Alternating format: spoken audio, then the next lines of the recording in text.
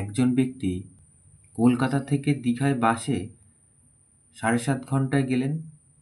যদি বাসটির বেগ 27 কিমি/ঘন্টা হয় তাহলে কলকাতা থেকে দীঘার দূরত্ব কত?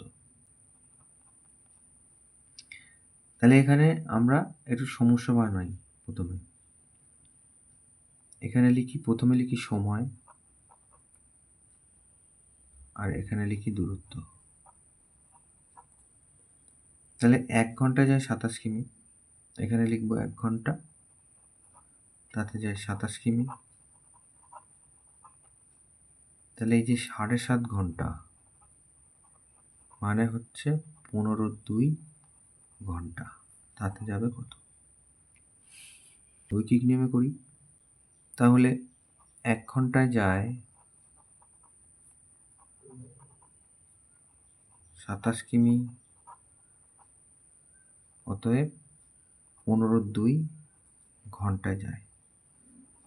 27 গুণ 15-2 এত। তাহলে 27 আর 15 গুণ করে দেখি কত হয়। 5 7 35, সাথে 3, 5 × 10 11 12 13, 7 1 7, 2 1 2, 5 হাতে 1, 1 2 3 4, 405।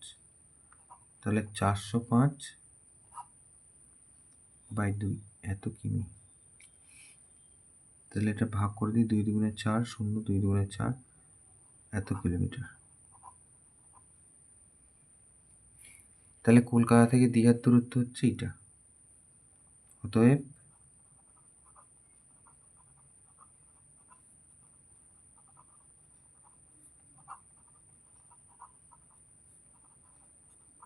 দূরত্ব 202.5 কিলোমিটার। এটা উত্তর।